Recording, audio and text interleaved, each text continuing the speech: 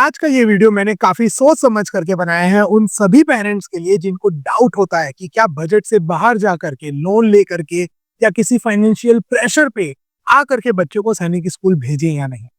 तो ये वीडियो आपका सॉल्यूशन ओरिएंटेड है, प्रॉब्लम ओरिएंटेड नहीं। तो इस वीडियो को लास्ट तक जरूर देखिएगा। तो आगे बढ़ने से पहले सबसे पहले सैनिक स्कूल के फायदे की बात करते हैं। तो यहाँ का सबसे पहला फायदा है डिसिप्लिन। क्योंकि यहाँ पर हॉस्टल लाइफ है तो सुबह 5 बजे से लेकर के रात के 10 बजे तक इनका जो पूरा रूटीन होता है वो एक आर्मी लाइफ के हिसाब से होता है, पूरा डिसिप्लिन से। यहाँ पर बच्चों को एनडीए का फाउंडेशन दिया जाता है। बहुत सारे बच्चे सैनिक स्कूल से एनडीए में सेलेक्ट होते हैं। और यहाँ सिर्फ एकेडमिक्स ही नहीं, बच्चों का ओवरऑल फिजिकल से लेकर के उनकी पर्सनैलिटी डेवलपमेंट के ऊपर भी ध्यान दिया जाता है। तो बोला जाए तो ओवरऑल बहुत ही अच्छा स्कूल है सैनिक स्कूल।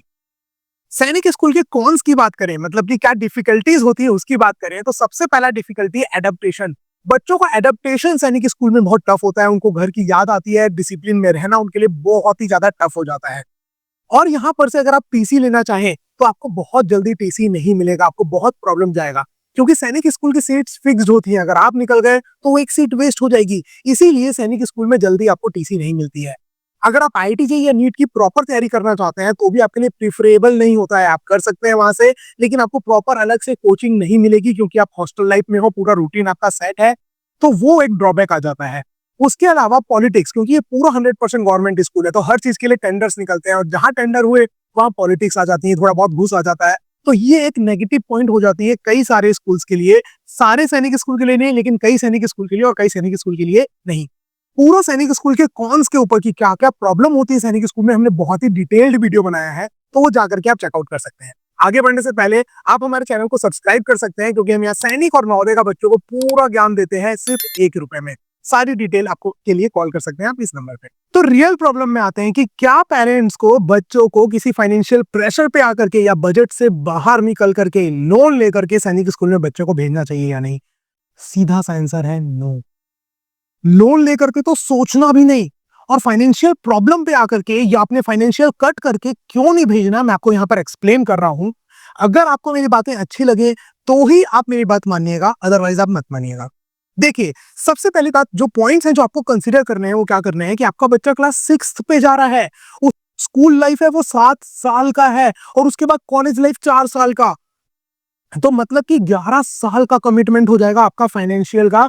और कितना का, लगभग सैनिक स्कूल में बच्चे की पढ़ने की फीस 2.5 लाख से लेकर के 3.5 लाख तक है।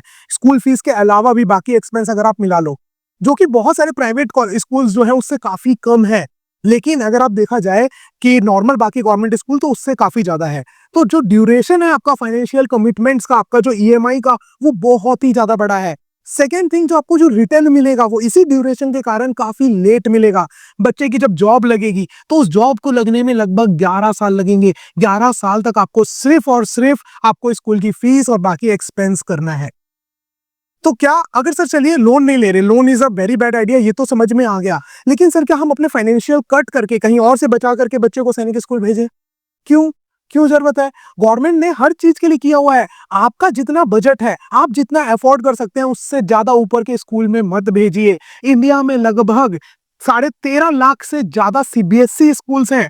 और उसके अलावा भी अगर आप बात करोगे तो सीजी बोर्ड के स्कूल्स, अलग अलग स्टेट बोर्ड के स्कूल्स, आईसीएसई स्कूल भरे हुए हैं। तो आप बिल्कुल भी किसी भी प्रकार का फाइनेंशियल प्रेशर मत लीजिए। क्यों? क्योंकि इसका कहीं ना कहीं इफेक्ट आपको इमोशनली स्ट्रेस पे पड़ता है। आपको ईएमआई का या बजट का या स्कूल की फीस का टेंशन रहेगा कहीं ना कहीं से। और ये बात आपके बच्चों को भी पता चलेगी। बच्चों के ऊपर अलग प्रेशर होगा कि यार मम्मी पापा ने लोन लेकर के या फाइनेंशियल कहीं से प्रॉब्लम में आकर के किसी से पैसे ले करके हमें सैनिक स्कूल में भेजा है। तो बिल्कुल भी, और सिर्फ सैनिक स्कूल की बात नहीं है, आप कोई भी स्कूल की अगर आप चूज करें तो आप उसको अपने अफोर्डेबिलिटी के हिसाब से देखें। कभी भी अपने अफोर्डेबिलिटी से ऊपर ना जाएं अपने बाकी फाइनेंस को प्रॉब्लम में डाल करके। क्योंकि बहुत ही लंबा समय है स्कूलिंग का, और इंडिया के में और एजुकेशन जो है वो हर एक बच्चे का राइट है। और उसके लिए अगर आपको फाइनेंशियली स्ट्रगल करना पड़े तो बिल्कुल भी सही नहीं है। गवर्नमेंट के और इतने सारे स्कूल्स हैं जो बिल्कुल फ्री ऑफ कॉस्ट है या बहुत ही मामूली फीस में हो जाता है। हर जगह आजकल डीएवी स्कूल गए हैं जिसकी फीस लगभग नॉर्मल अगर आप बोले जाए तो बहुत ही कम है। जो आप अफोर्ड कर सकते हैं। डीएवीज हो गए, आपके केवीज हो गए, ऐसे बहुत सारे स्कूल की चेन है। तो आप ढूंढिए, आप और अल्टरनेटिव्स देखिए उस चीज का, बट बिल्कुल भी फाइनेंशियल प्रॉब्लम पे आकर के या अपना फाइनेंशियल कहीं से कट करके कि नहीं भाई बच्चों का भविष्य का सवाल है।